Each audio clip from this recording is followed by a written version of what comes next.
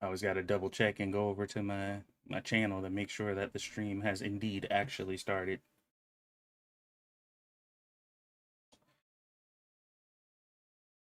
I started a stream one time and I was live for I thought I was live for like 10 minutes and I was not. It just said I was live on OBS and I was not live on YouTube at all. All right. This is why I appreciate a live audience to tell me whether or not I'm actually being seen. Well, that's a little tricky for me because a lot of times even when people are watching, nobody's talking. So like, yeah, I still gotta like double check and try to get some confirmation. All right, are we live? Hello, everyone. Welcome to the stream. Whoever's here, I have Scribblez with me today. Say hello, Scribblez. Hello, Scribblez. How's your day going, buddy? It was the dentist, and now I'm cold. It's chilly here, but other than that, yeah, dentist and cold. That's my day. Yeah, it's getting pretty chilly here today. Yeah, I can imagine. Aaliyah, and it's been raining literally all day, like all day since oh man, the moment I woke up and Aaliyah got home from school. I'm like, man, it's still raining. Oh my god. Wet weather in October, cold. Yeah, we're gonna take her trick-or-treating for the first time tomorrow, so. Ooh, what you gonna dress up as? She's dressing up as a butterfly princess. Oh, because that is exactly what she said she wanted to be. There you go. Yeah. So her mom was like, all right, well, that's what you want to be. That's what we're gonna do. So girl knows what she wants. Hello everyone, welcome to the stream. I hope you guys are doing well. All right, so today we're going to be watching, we'll probably get through a video here with Scribblez, and then we have another video that we're going to talk about, and then we're going to do our random video stuff later on. So this first video is Mr. Knowles here talking to two liberals after one of his talks. I was looking for the original video, but I couldn't seem to find it, so I'm on LFR JoJo's channel, who did a quick review of the content here. So we're going to check it out, give our commentary, and see what's up. Scribblez, let me know if you can hear this okay. My license says white, but identify. Yep. I'm not asking about your... All right, chat, how's the volume? Let me know now before we continue, so that way we don't have to deal with that later. My license says white, but I identify as what? Okay. Well, yeah, we'll get to that. Oh, no, I can see where this is going already. No, I'm... I have a hint. I've been given a clue. Yeah, this was a very interesting conversation. A smidge low but hearable. Okay, well, let me turn it up just a smidge then. I don't know if I can adjust the audio on the screen. No, I can't. So it's as loud as you can make it, Satsu. Okay. Let's go ahead and start it then. Your license. I'm not asking how white you are. I'm just asking if I told you I am a black man, like Congolese Heart of Darkness black, would you believe me? Every time I do videos, I try to be as objective as possible. I really genuinely do. But this discussion so far is not making sense. So much for sitting down. Hi. Julia? Yes. Aman. Yep. So you both came to the speech. Huge fans of mine, agreed with everything I have to say. Is that right? Wrong. Wrong. Got it. Okay. So you... I love his humor, man. I don't know that I know this guy off the top of my head, but I've probably seen him before. For some reason, his first name is like lost on me. I know his last name is Knowles, though. Isn't it Michael Knowles? Michael Knowles? I think so. I thought it was Michael. I mean, I've heard the name before, but I'm trying to remember where I would have seen him or heard him speak otherwise. But he is one of the commentators that I like a lot because, like, he cuts through a lot of the crap, and he's very polite to everybody he speaks to. That's the best way to go. Yeah, like you rarely see him getting antagonistic, even when people are being that way towards him. He's pretty chill. Sure. So. You disagreed. Did I change your mind at all during the speech? No. No. No. I think I'm still the same. No opinions, even slightly modified. I mean, it might have gotten worse. I'm not sure. So what are the big disagreements? And like I don't know if I've ever talked to somebody on the opposition in a good faith conversation and was just like, yeah, every single feeling that I've had before, like literally no changes whatsoever.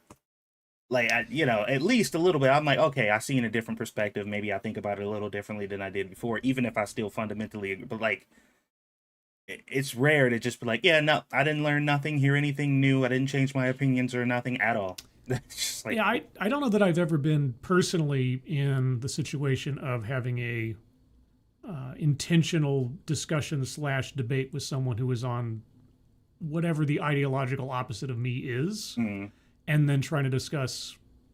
Well, I've never had that formal. I would love. I mean, I've been dying to do so. I would love, and I almost had an opportunity to, but the guy did not want to appear on my channel. He just wanted to talk privately.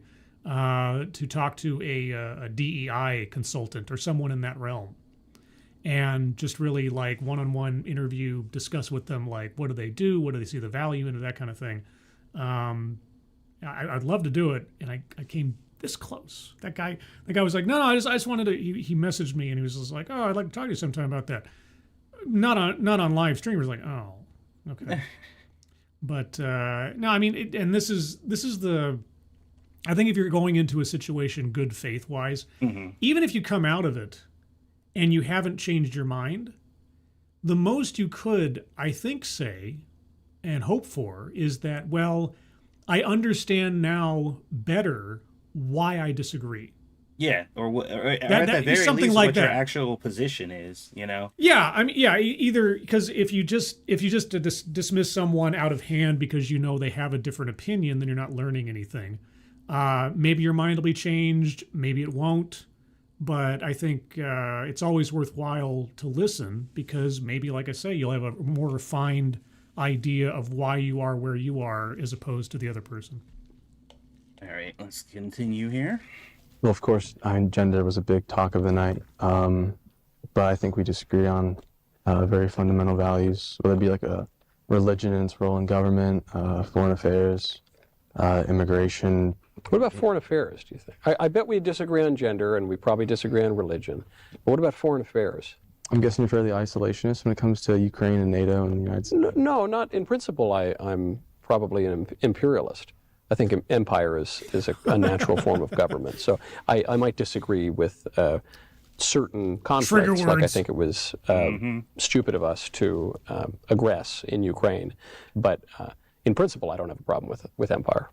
And in reality? Well, I would disagree that NATO expansion or, So if you guys don't know, this is about a conservative speaker going against two liberal college students. The conservative speaker's name is Michael Knowles, and he will be debating students on different beliefs.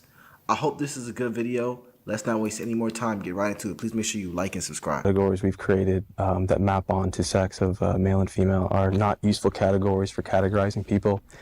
So, did you catch that? They're not useful categories. They're the reality categories. There's two genders. That's it. Sorry. Yeah, like the first time I heard him say that, I'm like, wait a minute, they're not useful categories. And that's a pretty definitive statement. Like, it's not like, They're pretty useful. You go to the doctor and it's like, what does he have to treat you for? Is it, like a gynecological exam or not? It's just like, these are the only two categories. It's also, I would imagine, useful in the dating market too. Yeah, and if you go like, oh, I'm non-binary or something. Yeah, or I always like the fact, and you've said this many times before. It's like, well, I'm non-binary. Okay, so you're not binary, right? So you're part of a binary. Yeah, yeah. And I guess my question is, why? I would want to know from this guy, why is it unuseful? Like he says, it's unuseful. He's gonna have explain. Oh, he is. Okay, good. Yeah. So let's listen. Right. Let's listen to his explanation. As evident by the fact that people are actively rejecting these categories. There's an entire generation of people who are telling you these categories for existing do not work for them, and they're rejecting them. They don't want to exist under them. They feel they don't actually, represent them. Okay. There you go. There's his evidence. They don't represent them. Yeah, because people are actively rejecting them, that means that they're completely useless and nobody needs them. Yeah, a very, very relatively small percentage of the global population. Less than 2%. Yeah, yeah. If I decide to reject observable reality and say the Earth is flat, okay, and so considering the Earth to be a sphere is an unhelpful categorization of our planetary reality. You can think that if you want, but that doesn't make what you think true. Or, and here's the thing: if this guy thinks that he doesn't want to think of the world in a dual gendered reality, I'm not going to stop him. I'm not going to legislate him away from doing it. But that's his belief versus reality, and that I don't know what he wants to do with that otherwise. Well, I've seen this same logic tied to morality, which is a very interesting conversation because like I'm not even religious, but I do believe that the concept of morality comes from somewhere. You know what I mean? And there are like inherent things that people can come to an agreement on that is like good or bad or whatever. So it's like murder is pretty universal. But the one person... We could have a very long conversation on that subject. But yeah, the one person was making the argument that murder is bad because they recognize it as so. And the other person was saying murder is bad because my creator and the person who created me designated it as so. It's like, what I mean? The clearest sort of religious argument regarding morality that I've ever heard is...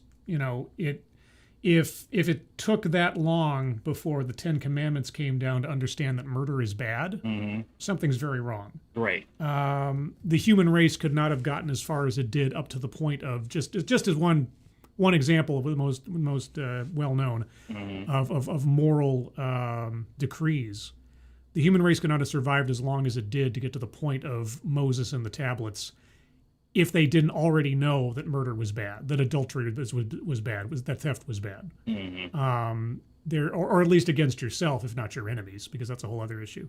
Welcome to the stream, everybody. Sorry, go ahead. Oh yeah, no, I think there are some inherent reflexes to morality that are based on mutual survivability, and that just has engendered over time that how do we survive? No man is an island. So you have a community, you have a tribe. They work to their mutual benefit, their mutual protection, and in trying to get along with one another, certain rules of the road become established, first and foremost for the sake of pure survival. And then you move on to the social aspect of it, and then that becomes morals, those become values, because we see the inherent necessity of them. Right. And that process does not require a supernatural element to intervene to tell you to behave that way. That's just the way people work, even in isolation, I think. So, hey Scribblez, if you make yourself bigger on your screen, like us bigger instead of the I video. Can't. No, okay. This is it. Yeah, no. If I try to if there's a video showing, this is as big as we get. I got you. Okay, I just wanted to make sure. I might be. Hold on. I might be able to change. I can make us a little bit wider. That's about it. But, yeah, that's fine. I can't make it any bigger. Okay, I just wanted to ask because I want on my screen too. Yeah, I want StreamYards to provide some other options. But when it comes to showing a video screen, this is the default. And as far as I know, unless there's a switch I'm missing, I can't make it any bigger. Sorry, guys. Well, I can crop this and make you bigger if I want to myself. But well, the thing about the morality one, when that conversation was happening, was the person was asserting that whatever person is making the declaration of their acknowledgement of what morality is codifies that morality. So it's like if a person comes to the conclusion that murder is bad, then it is by default. So like if another person walks up and they say, well, I think murder is good, it's like, well, that's their reality, that's their morality, so you can't deny it because that's the reality for them. And I'm just like, do you understand the type of chaos that you were trying to create with that mindset?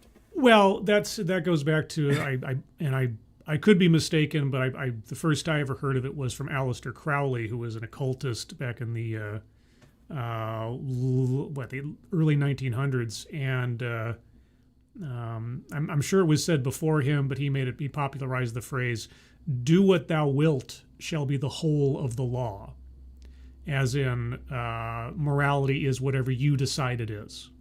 And he promoted this idea, and it is a bit chaotic. It's a bit, I mean, if you want to live in a cave all by yourself, then sure, but in society, in a community, under a rule of law, or even if you've just placed people onto a piece of land without any established laws or anything, eventually a hierarchy will form, a set of rules and conduct will create itself just out of necessity. And murder, killing one another wantonly, not a great way to have the species survive. So, yeah. All right, so let's continue here. I wish I could have found the original, but unfortunately. Is it not linked in the description or something? Well, usually they link to the original. Hilarious. Well, this channel has a spot for videos that they're responding to. Like, this is the video I responded to. It's blank. Oh, okay. There's no video there. Oh. So, I'm just and, like... And you can't find it elsewise just by looking at Michael Knowles and liberals or something? I was trying to find it, but, I mean... Here, let me... Already... while you keep going, and I'll poke around. Okay. You're off to a very questionable start. Wow.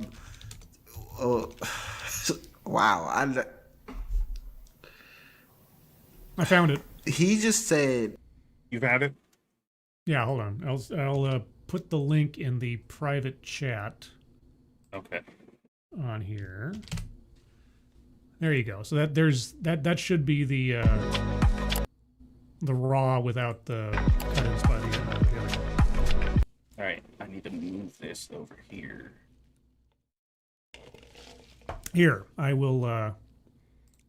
There we go. And so while you get that set up, it'll just be us in the middle.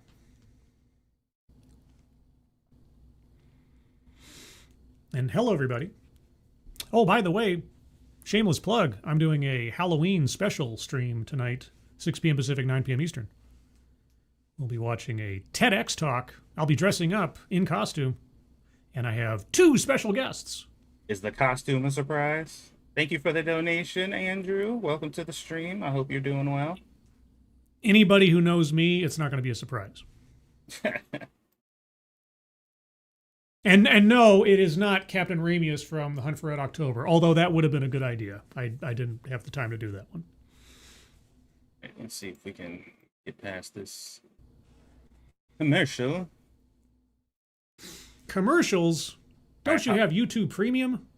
Oh, so this video is like 18 minutes long. Okay, so this is much longer than the other video I looked at. Yeah, well, he probably chopped it up. All right, yeah. All right, let's get to the meat and potatoes here. What are the big disagreements? Well, natural form of government. So I would disagree that NATO expansion or, Western relations in the I don't think that it is possible to. And hello, Chad. I can't see you, unfortunately, but I'm sure you're out there. Yeah, if you go to my channel, you could probably pop out the chat. Can you I guess I could. I'm gonna play the video now. Can you hear it? A different sex than one's body would imply. Well, or do I have to present it again? You need to present the screen again, and then I can pop it up. Okay. Let's go. Here we go. Here, I'll give us some background music to fill up the... There we go. Okay, we're good? All right. Why? That's a separate argument. We're talking about gender, which is like an expression of traits we associate. I mean, they tend to overlap with sex. Obviously, we associate height, strength, confidence, color blue, whatever the hodgepodge of details or characteristics, like male, for example, or other things. I don't associate the color blue with male. I think, Even baby boys? Oh, sure, that's true. You're right, baby Western... boys. But you're wearing a blue shirt and blue pants. I don't think you're a man. But exactly, like these expressions of traits. But you're saying that there's a distinction between sex and gender, that in as much as a man can, wear pink and bake brownies, But I don't disagree with that. I'm not saying that men can't act in a way that's somewhat effeminate. I'm just, I guess I disagree with the notion that if a boy wears pink and bakes brownies, that he is in some true sense a girl. I don't think that's possible. Well, if they identify as a girl, then they would be. If I identified as a rhinoceros, that wouldn't make me a rhinoceros. Are you a rhinoceros? No. Rhinoceros has like a biological definition. What is What? Wait, whoa! Oh, a rhinoceros has a biological definition. A woman, not so much, I guess. What about a female rhinoceros? Bro, I was gonna comment on what he said, and then she said that immediately afterwards, and I'm like, okay, what? Okay, and these are college students, is that is? That's what it is? I mean, it's safe to assume that everybody these guys talk to at least has some form of college education. 2 liberal students versus conservative. Okay, all right. It's just like What college? Because they need a refund. it don't even matter at this point. Pretty much all I major know. universities are. I know. Now this has been. I mean, for as long as I've been paying attention to it, this is the same stuff that's been going on since 2015. So. Sheesh. Whereas a woman does not. Oh, okay. Hold on. The woman does not have a. Let's go back. You've seen PragerU's 5 Oh minutes. wait, Jesus Christ! You click like whenever Oh, you man. click through a video, you automatically get a freaking ad. All right. I just wanted to hear that again and make sure I heard it right. Yeah. You know. I don't think that's possible. Well, if they identify as a girl, then they would be. If I identified as a rhinoceros, that wouldn't make me a rhinoceros. Are you a rhinoceros? No. Rhinoceros has like a biological definition, whereas a woman does not. So a rhinoceros has a biological definition, and women don't. Women do not have a biological definition. Apparently not. So what's the look on his face? I can't wait to see what he says next. Scribblez, have you noticed the complete erasure of feminism in the social political sphere? Have you seen that? Yeah, I mean, with having to elevate the definition of female to mean effectively nothing. Yeah, it just takes feminism completely out. You know, they celebrate some guy dressed up as a girl winning some championship or other, you know, whatever it is, whether it's swimming or some other athletic event, and like, yay, this is progress. And it's like, no, it's just the ascension of men over women. Yeah. Thank you, Neil. It's like, oh my gosh. Yeah, sorry, go ahead. By the way, just been listening on the way home from work. Love both of you guys' content and would love to see more of these streams in the future. Well, thank you so much for your donation, and you probably will, because Who was that? I missed out. Who was that? FTW Neil. Oh, I know. So thank you so much. I'm having a lot of fun doing these streams. I just saw an esports competition where... Okay. Oh, right. The whole team was like boys as girls or something? Well, no. In this particular situation, it was an individual's... and there were 2 champions. There was a female champion, and then there was a trans right. one. And, Right. And they said, congratulations to the woman. And was like, good job, you did it. Patted her on the back, and then said, now for the important part. And then they stepped over to the dude and was like, so how does it feel to be standing here on this stage in a space for women, designed by women, you know, this women's competition where only women are allowed, for you to be able to compete? And this dude looked at her and like basically just described, you know, the fact that, you know, everybody should be able to be who they want to be and their authentic self, and I'm so glad to be here or whatever. And I'm just like, nobody, like, how can you look at this and not feel like this is crazy, right?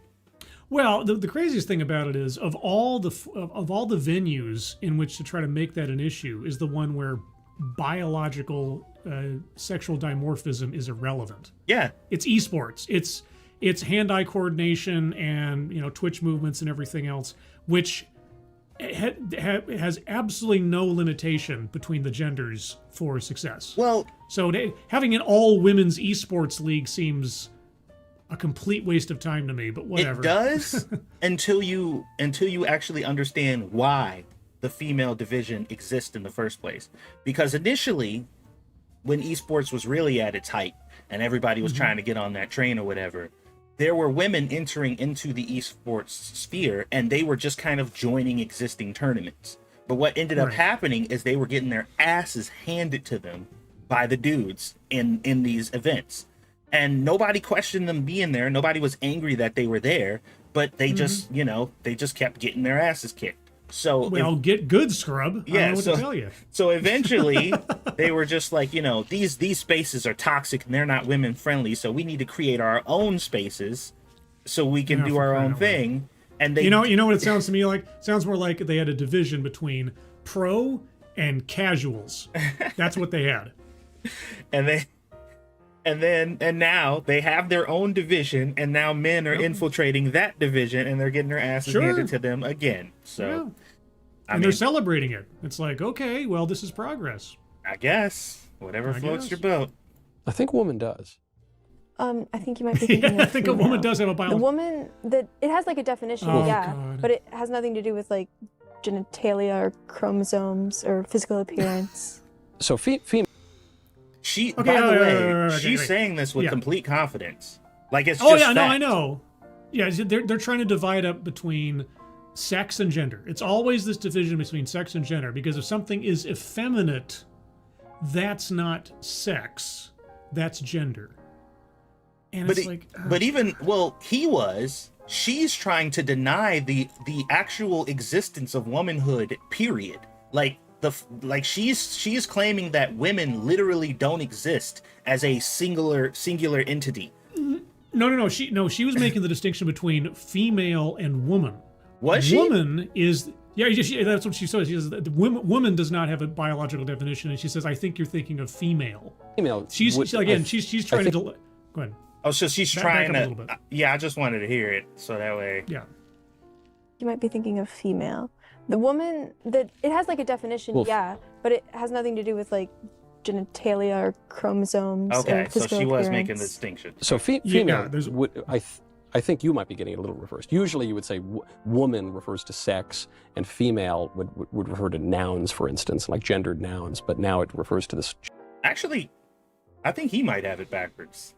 Yeah, maybe there's some, my English understanding definition thing, but male and female are the official sex terms, and then man and woman were the gendered. As far as that's the way I thought. Well, dividing sex from gender as two separate entities rather than being conjoined is as far as I understand, is a relatively recent event. Yeah. That I forget what it was. Was it the same guy that came up with the cis thing that promoted the idea that sex and gender should be differentiated or untethered from one another? I'm not sure. Anyway, yeah, I've never heard growing up the idea that you could be a woman but not female. And I know that there are people out there with gender dysphoria, and I know that is a real thing. I think the ease with which people have either been diagnosed or diagnosed themselves with it over the last decade has loosened to the point of nonsense, because that is a serious psychological problem. If you think that you are literally the opposite gender, like you cannot differentiate, it's a kind of it's a delusion.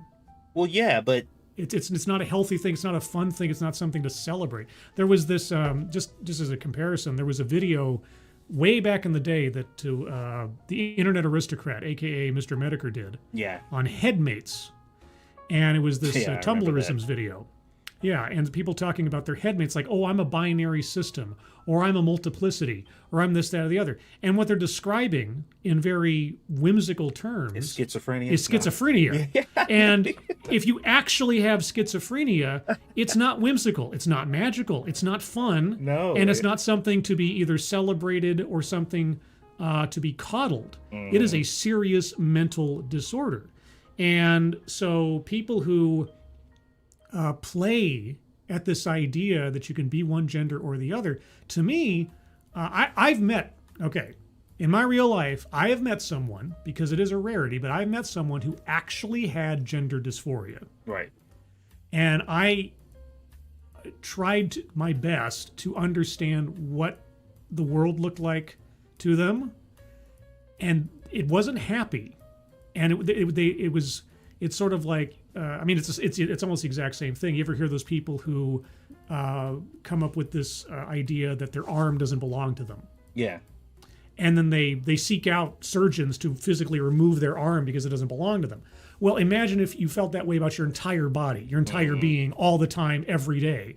It is a hell you cannot escape. It's not something fun. It's not something to be, oh, look at me. So I don't know. I'm drifting a bit. Well, when people say things like this and try to promote this idea, it really, not only does it irritate me, it also kind of infuriates me, because they're making light of something that, for people that actually suffer from this kind of deal, well, it's not fun. They're co-opting an actual disorder and wearing it as a costume, you know, for standing on a moral soapbox to say that, oh, well, I'm one of the enlightened ones, other than you, conservative man, who knows that this is a thing that happens to everybody in this particular way. Yeah. A good majority of the people who claim to be trans do not have diagnosed gender dysphoria. No, because like with autism and so many other things over the last decade or more, the ease of diagnosis for these things has been so diluted that, or you don't even need a diagnosis at all. You just have to declare it, because, like they say on here, oh well, I mean, if I represent myself as a rhinoceros, well then you can't tell me I'm not a rhinoceros. Well, and that's why one of the first phases of the trans movement, when it first came to be, was to distance itself from the disorder. They were asserting that it's not a mental disorder, and the fact that you're saying it is harmful to people, because like you're saying that they're somehow wrong, or there's something wrong with them. And I'm like, I mean, but... Well, there's a video I did, I mean, it's got to be years and years ago now, where a guy was talking about how certain terms that used to appear in the I forget the name of the publication, the one that has all of the current mental psychological disorders and their definitions and such, and how modern editions had started to weed out those offensive terms because they no longer applied or made people feel bad if you were diagnosed as this, or using the word transvestite or androgynous or something. Midget to little people. Fucking... Right, midget to little people, that kind of thing, yeah. Louder. Can I help you? It's an Aaliyah. What's that, Bubba? You want a snack? Yeah. Oh, you want a snack? You want a snack? What you want? Butterfly Princess wants a snack. All right, give me a second. What's up, baby?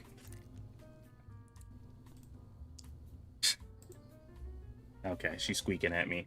All right, I'm gonna start the video up again. Gender ideology, but use whichever term you like. Why doesn't it have something to do with bodies? I mean, bodies are like an aspect of it, but that's not what it's referring to. It's referring to someone's identity. And where does the identity come from? From their conception of themselves. They conceive of their identity, but on what basis? Oh, where do you get your basis of your gender identity? My body. Is that it? Are you tall? I heard that last question when I came back. Yeah. Where do you get your basis of your gender identity? It's like, my body. My body. The biological reality of where I'm at. Yeah. Did they say anything interesting while I was gone? No, they're still trying to define what the biological versus the belief. What I always find or the declaration, I should say, declaration versus biological reality. What I do find interesting with these people is they'll tell you wholeheartedly, 10 toes down, no hesitation. Like, if I say I'm a woman, I'm a woman.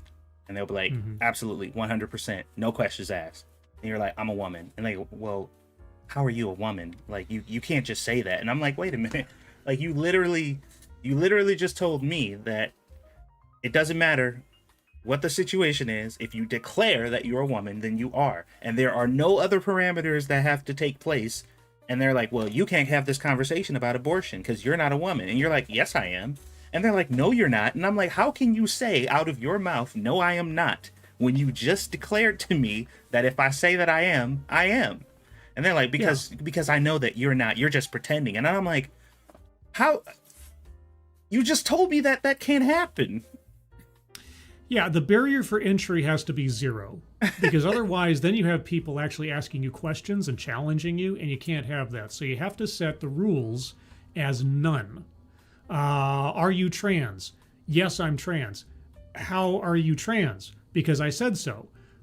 You know, in the olden days, you'd actually, the olden days of like, I don't know, 7 years ago, you'd have to actually have gone to a doctor, gotten a diagnosis, and either started treatment or gone through treatment, or at the very least, short of me, you know, turning somebody over to check, done some effort to make yourself appear as the opposite gender. Right.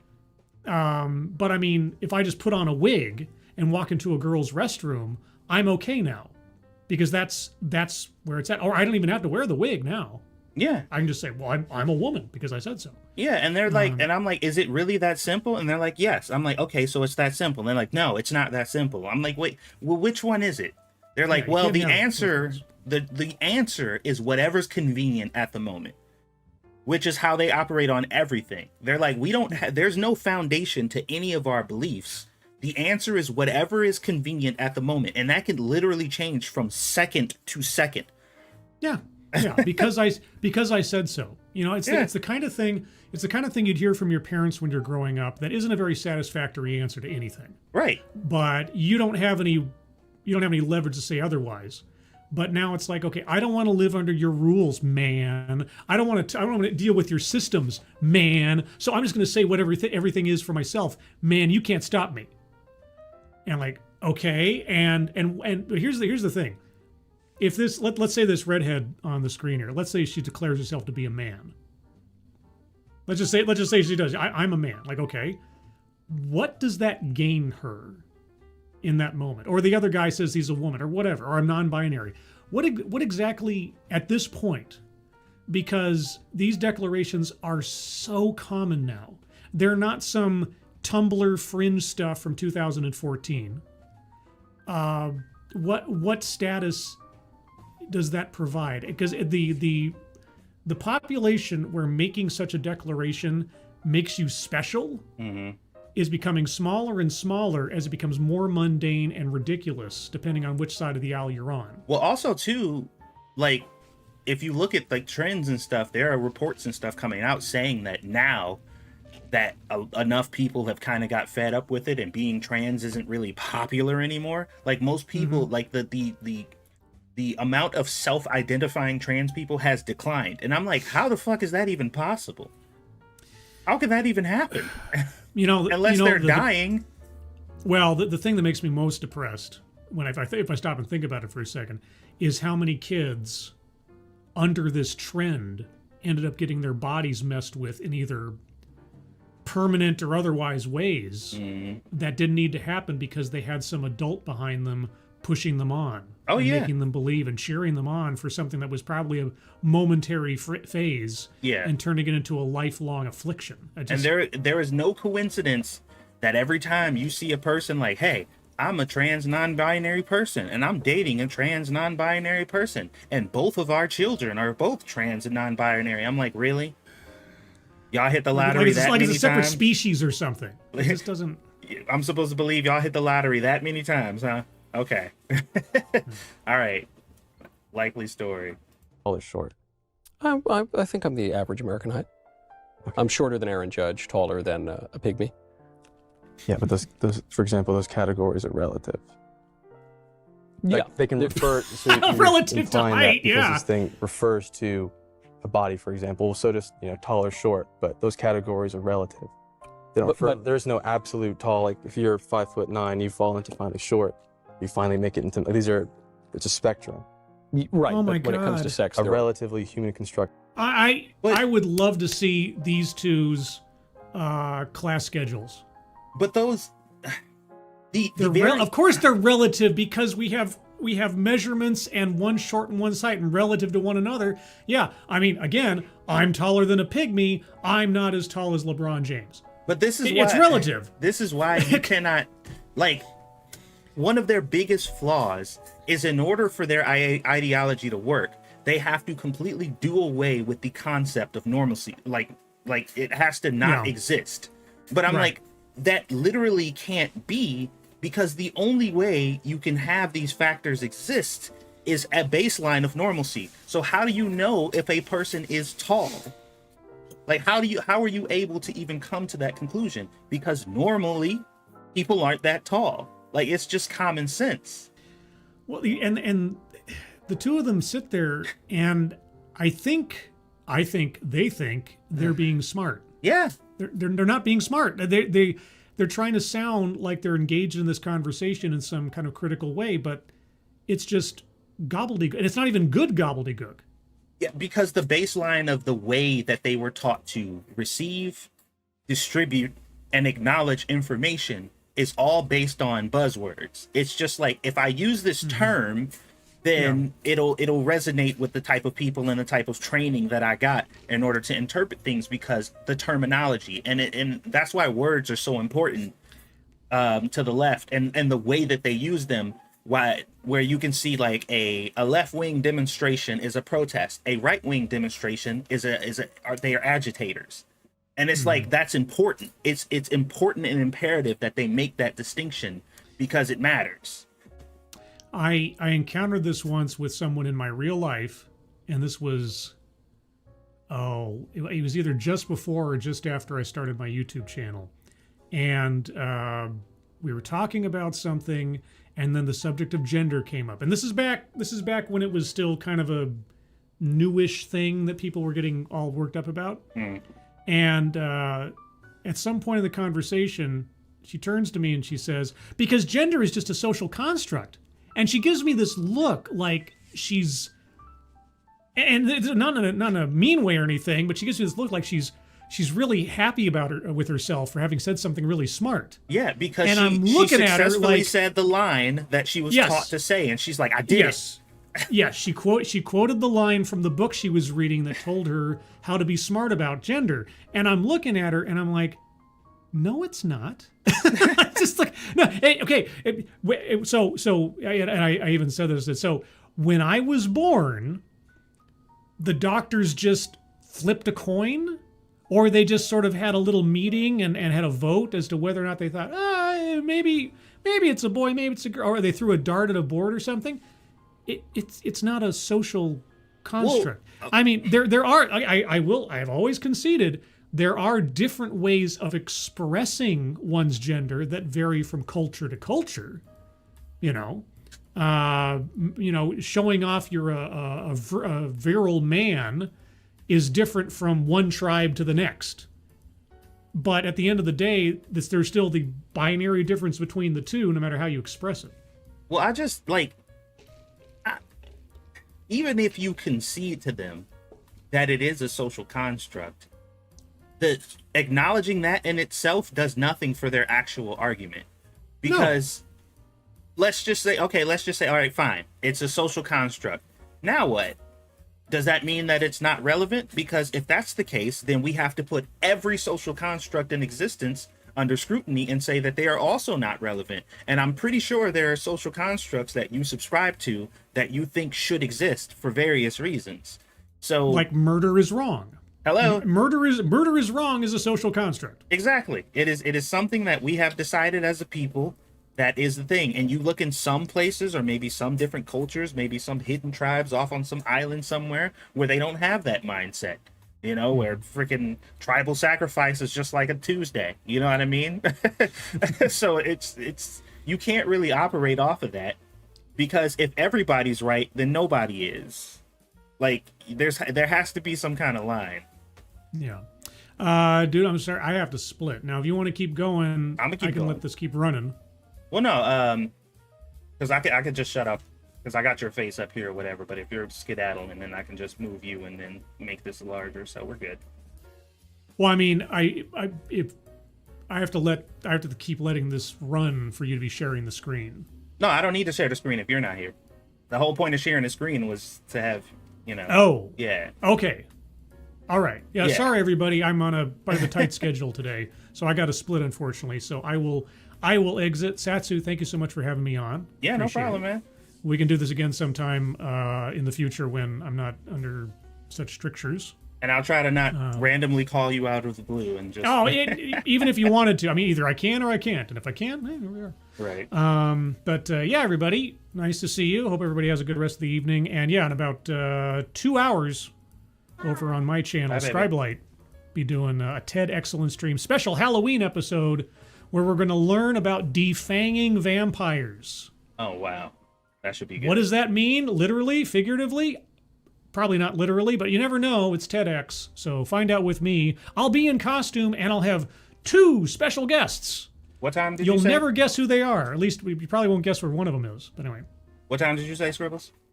6 p.m. Pacific, 9 p.m. Eastern. Okay. So in 2 hours, guys. 2 hours, guys. So everybody, have a good rest of the day. Satsu, I'll talk to you soon. Yeah, have a good one, buddy. Thanks for All right, hanging out. All right. Let's get rid of this. All right.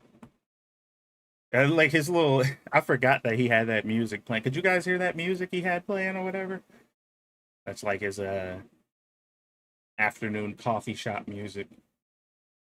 Spectrum that refers to. No, so for height, there are people who hit just about every measurement all along, say from 4 feet to 7 feet. And the same thing would be with gender expression. No. Yes. People can express themselves in a variety of ways, existing from like hyper. You don't think there's a range? No, I think it's men and women. No scale? No. Okay. I think men can be effeminate, and I think women can be masculine, and I think. But wouldn't that be a scale? Not as that.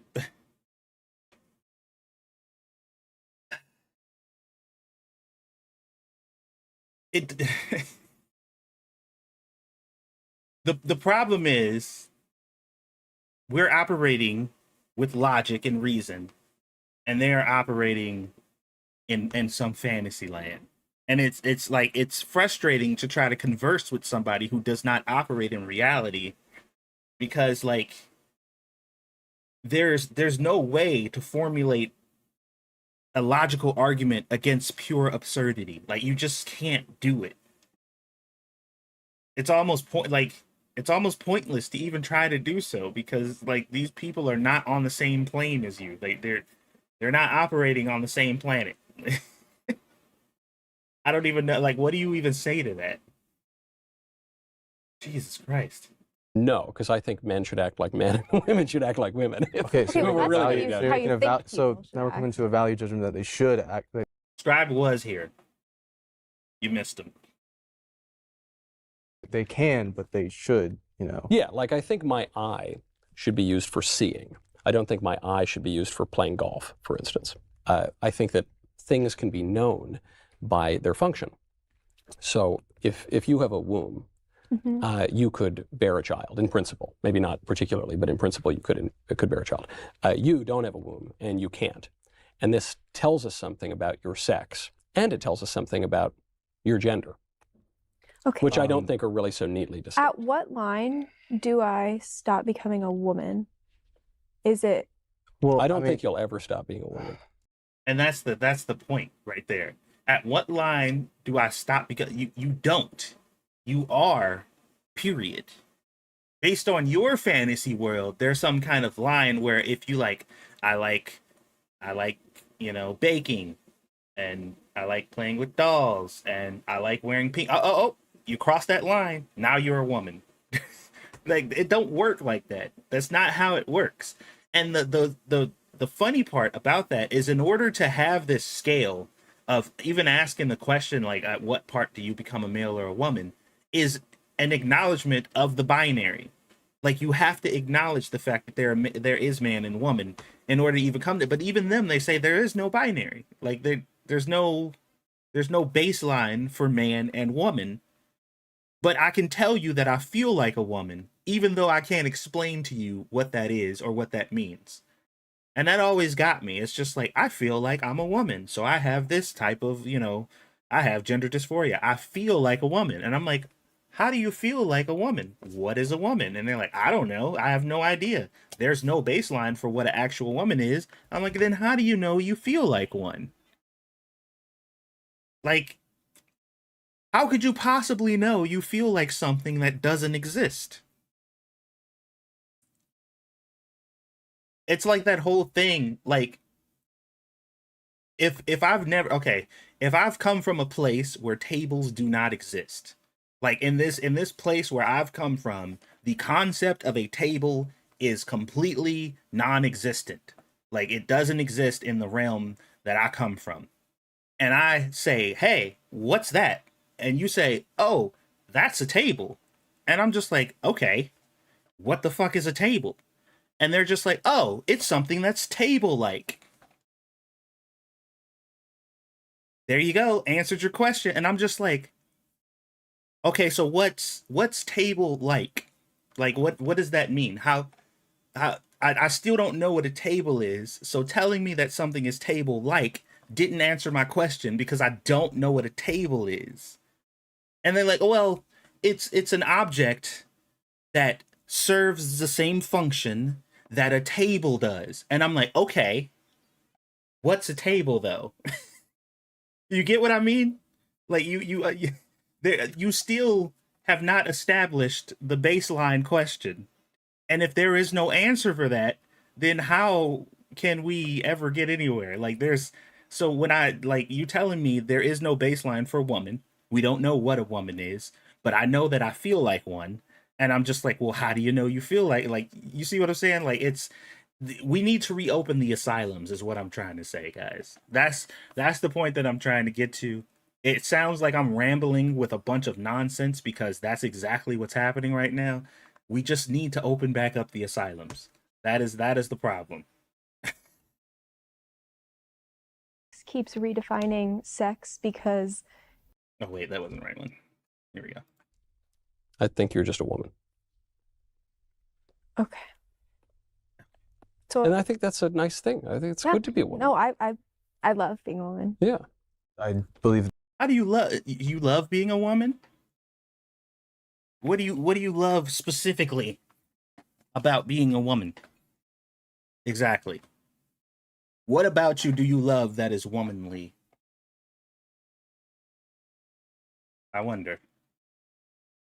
these categories we've created that map onto sex of male and female are not useful categories for categorizing people, as evident by the fact that people are actively rejecting these categories. Like there's an entire generation of people who are telling you these categories for existing do not work for them, and they're rejecting them. They don't want to exist under them. They feel they don't actually, represent them, and they're having to ramshackly construct their own identities.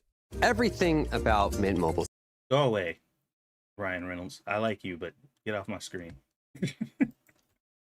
Keeps redefining sex because they keep redefining what a woman is. And I didn't think that sex could be redefined, but like how they try to determine. Wait a minute. You didn't think that sex could be redefined, yet you are claiming that it has been. Okay. Like if she's a woman enough to play in women's sports, like because they let that at first it was male like- boxer fight the ladies. well, like at first it was like That wasn't even a male boxer. genitalia, He was. but that got inappropriate. His medical records leaked out of Russia. There was one test in a boxing league, and he's a chromosomal man. Yeah, that's why I think they moved on from chromosomes. Yeah, right, because he's a man. So he's a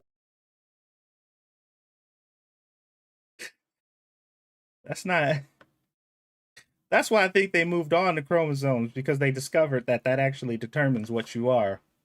So they got rid of that because, they still wanted an excuse for a man to play in women's sports.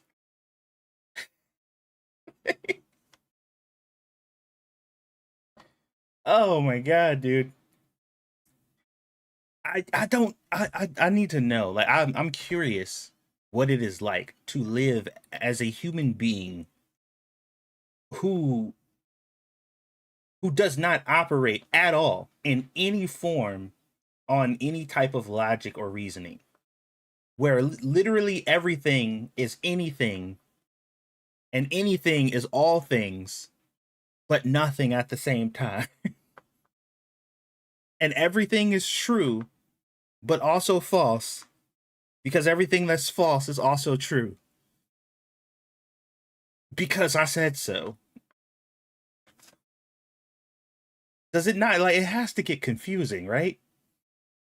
Said, oh, yikes, we can't have him box the women. Well, before it wasn't chromosomes. They didn't care about chromosomes. Before they people knew wanted what to a man stick and a your woman hand in their pants. And Before people knew what a man and a woman were. Exactly. Nobody needed to ask these questions back in the day, because before there was no question to be had. We were doing perfectly fine with men and women, and men who were feminine and women who were masculine. Like, it was very easy, and we had labels for those people.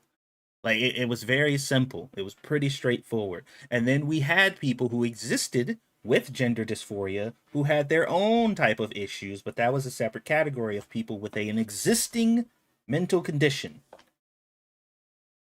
But now, you know, anybody can be it. Everybody can be it. It's just a free-for-all. And nothing fucking makes sense because of it. Now we have women's only spaces but can't identify women. This space is for women only. What's a woman? Who the fuck knows? Just let anybody in. Oh my God. Oh God. I was born in the wrong timeline. I don't know about the Special Olympics. I haven't watched that. I think it was the regular It's one. not this. What? He thought that was the Special Olympics? Wait a minute. The fact that you would even suggest that it was the Special Olympics is just crazy. Wait a minute. What? Why would you think it would? Okay. Special Olympics. Or whatever Olympics. Yeah. So anyway, so we did. Okay. I guess we disagree on gender. Mhm. Do you ever wonder, though, when you say these categories don't work, they're not helpful, they're not useful? No. Do you wonder why societies everywhere have used these categories, man and woman, for all of history until like 2015 here? In most parts of the world, they still use those categories. There's a lot of reasons why. Obviously, like a feminist critique would be that, patriarchy, oppression, power, control. You can't. No, we can't talk about a feminist critique. Feminism is dead, bro. Trans people killed it. You can't even bring up the idea of a feminist, because feminism is a movement that fights for women. But women don't exist. So you can't, like, why would you even bring up the feminist mindset from this? Like, that doesn't even work. The people that they're categorizing. But like maybe in a time they would have been useful, at a time when I think hunter-gatherer societies, when there's an entire sex of people who are generally physically weaker, let's have them stay home and take care of the kids, and there's an entire sex of people who are taller, stronger. But why was that even established? In a hunter-gatherer society, you're saying that it would have mattered then, but it doesn't matter now, even though the physical capabilities between men and women have not changed since then. That doesn't even make any sense. That's a terrible example. The physical capabilities, the natural physical capabilities between men and women have not changed since then.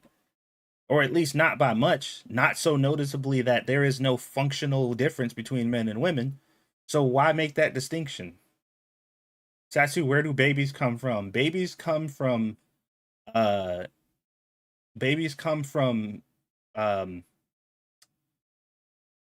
on. Babies come from, where do babies come from? Holy crap. That's a tough one. I used to know. They used to come from these mythical creatures that we used to have that walked around on the earth for a while, called women. But they don't really exist anymore, so I'm not really sure where babies come from now. I don't know. It's easier to categorize them because they can do this thing, but we've moved beyond that. But I'm not even talking about hunting. We didn't move beyond that. When did we move beyond that? I didn't get that email. Where are you getting your information, sir? When did we move beyond that? Because we didn't. We didn't move beyond that. What are you talking about? Hunter-gatherer societies. I'm talking about like 2009. Mm-hmm. Well, even a lot of time between trans hunter-gatherer. people existed. Like, I mean, they existed back then too. I don't think they exist now. I mean, they're telling you they exist. Right, but people say all sorts of things that aren't true. They're telling you they exist, so they exist. That's how it works. You just say things and they become reality until it becomes inconvenient, and then it isn't reality until it is convenient again, and then it becomes reality again. That's how it works. Like the people exist, but they don't. Like if I told you I were a rhinoceros, I would not be a rhinoceros. I would just be wrong. I mean, sure. Where's the flaw in that logic? I think we just disagree at the reality of the people existing. But you're saying the basis on. And that's always the defense. You're disagreeing with the reality of these people existing. You're erasing their existence. Motherfucker, if I had the ability to use my words to erase people's existence, do you know how many people wouldn't exist? I would be erasing motherfuckers by accident. Are you serious? Like, when did this concept start that you saying, I don't agree with this person's lifestyle? It's just like they just get spirited away. They are no longer a part of the universe now. You have basically Thanos snapped them out of existence. Like, that's not how that works. There's nobody on this planet that can erase your existence without killing you. Like, that's, and even that doesn't technically erase your existence. Jesus Christ, man. The problem is, I don't even know if they're dumb or not, because they're not thinking. They're not thinking about anything. Like, none of the stuff that have come out of their mouth is a thought that they came up with. This is all, they're literally walking fleshy tape recorders. And every time it's time for them to talk, somebody presses play and then they recite whatever was put on the tape that is their brain. There is no thought put in the, like, what, there's one person in this conversation that's thinking and formulating thoughts and ideas, and the other two are just barfing out whatever was downloaded onto them. On which you know that the guy says he's a woman, that he is a woman. The basis is that he says so. I'm saying, how do you know he's not wrong? How's he, like, if I say, I don't think you can be wrong in a socially constructed system. There's no race. I don't think you can be wrong.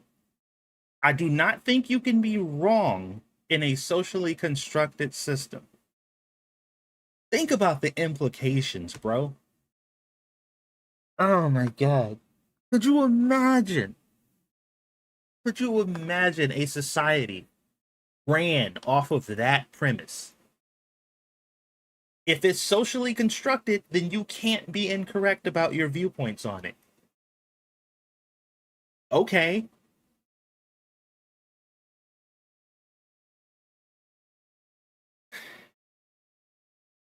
And I'm like, I'm a fairly, I consider myself a fairly decent person.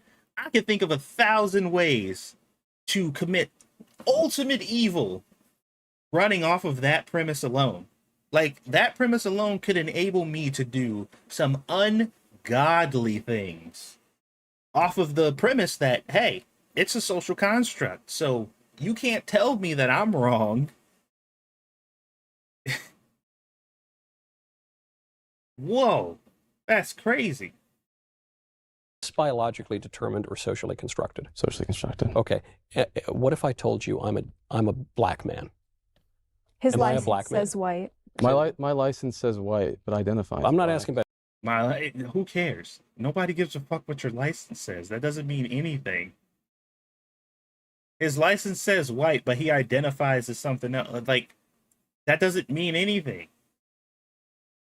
Your license. I'm not asking how white you are. I'm just asking, if I told you I am a black man, like Congolese Heart of Darkness black, would you believe me? So today's the day. Go away, Jet.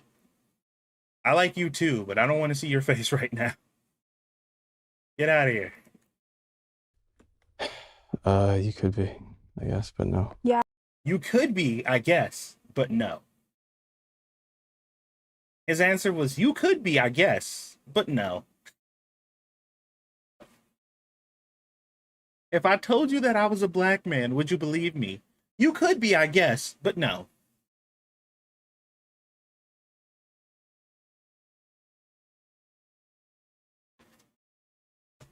You could be, I guess, but no.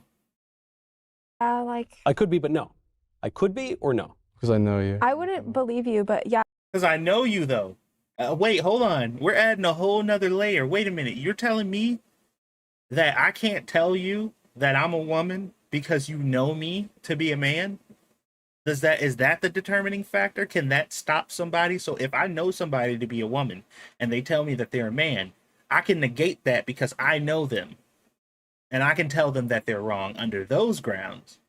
Or is that just some convenient bullshit you just made up because you're literally not thinking or saying anything that makes any sense?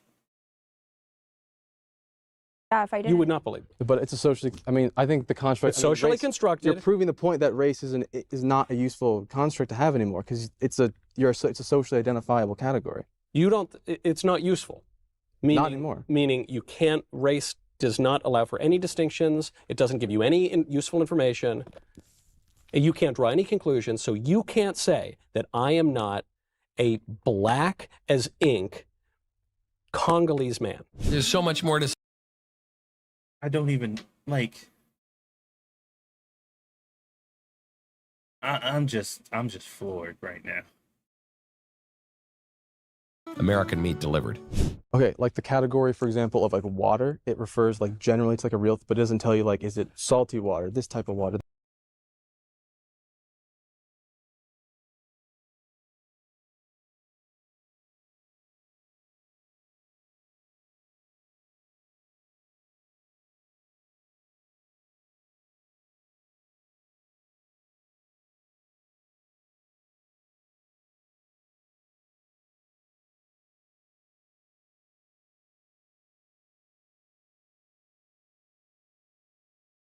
Okay, I got it. Jay, thank you. There was a tribe who caught who caught a king, and it was their religion that holy blood couldn't be split on the ground. So they wrapped him up in a rug and trampled him with a horse. Could not be spilt. Sorry, that's what he said.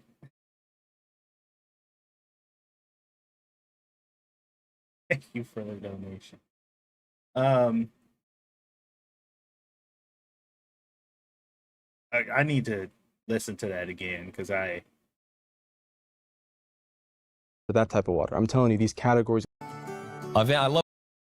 Oh, get Good Ranchers now. Get the Knowles box at Good Ranchers, or get any box. Use code Knowles. You get a free gift included in every box for a year, plus $25 off your order and free express shipping. GoodRanchers.com. Code Knowles to claim this exclusive offer. Sorry, GoodRanchers.com. I didn't mean to stop at the commercial, but whatever, it's fine. American meat delivered. Okay, like the category, for example, of like water, it refers like generally to like a real, but it doesn't tell you like, is it salty water, this type of water, that type of water. I'm telling you, these categories we have, like a label for water, is not sufficient and isn't useful in a social dynamic anymore. So he just made the argument that water as a label distinction is useless because it does not further elaborate on whether this water has salt in it or if it's, like whatever, like the label itself to call something water is worthless because it does not divulge further on whether or not it's filtered, if it's salted, or whatever.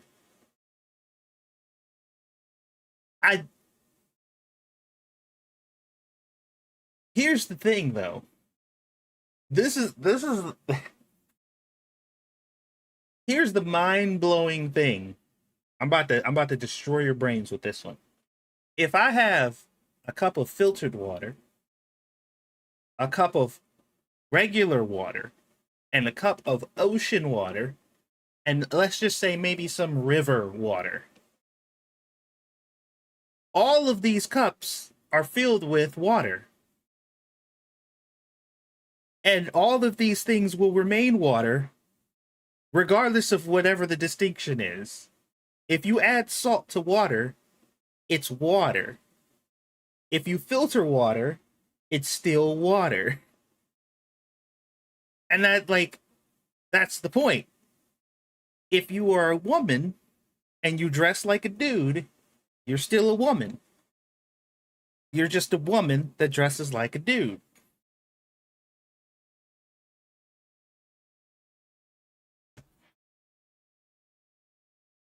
I feel like that's pretty simple, right? These ideas of there's classes of ethnic people that are black and white, and there's a line between it.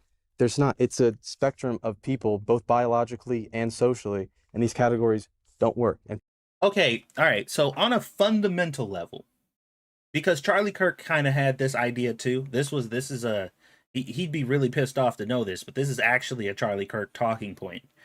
Is that race is something that we should basically do without, because fundamentally we're all human beings and there is no like definitive distinction between one human to the next. And that's a pretty widely held belief by a lot of people. Um so like from that angle, if we're talking about removing the idea of race as a differential to put people in these exclusive categories, you know what I mean, to further division, then I could probably vibe with the idea of getting rid of race as a social construct, um, on those bases. But then we need to have a conversation about culture, proximity, and all these other things that kind of make that a little more complicated, because you literally just can't ignore the differences between people on that basis alone. Like that's not enough, I would say, to go on and to just make that baseline decision that we're just gonna do away with race, period. You know what I mean? Like you're gonna need a little more than the just trying to separate, not trying to separate people on a human level. There has to be a little more discussion, I think, a little more nuance. But it's the water thing like really got me though. Like that's so stupid. Hello, princess. Hello. What's up? Poop in the potty again? Oh yeah, go potty again. Yeah. All right, guys, give me a second. I'll be right back. people are actively. Oh man, the struggle.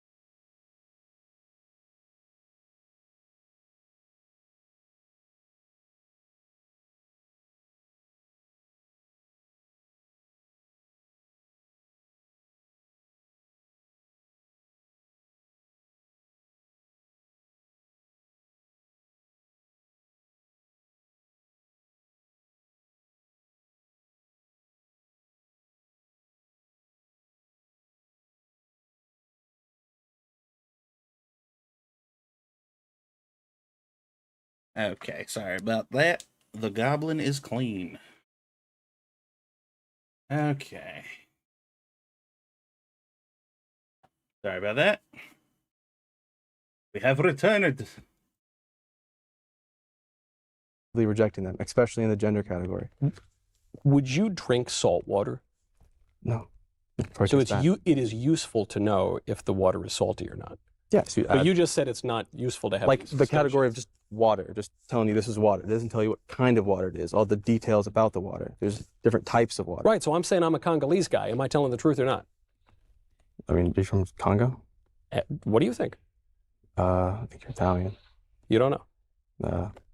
Okay, so we disagree on race and gender. We possibly disagree on foreign policy. Is there anything on which we agree? Or are there other areas where you came in saying, I disagree with you? Well, I was actually shocked that you are against gay marriage.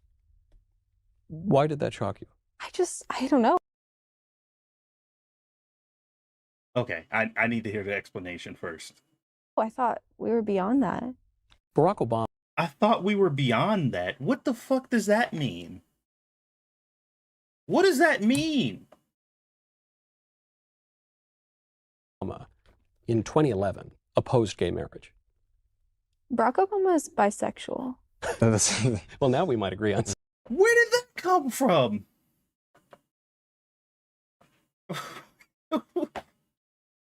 What is happening right now? Am I? What? What? Whoa. Okay.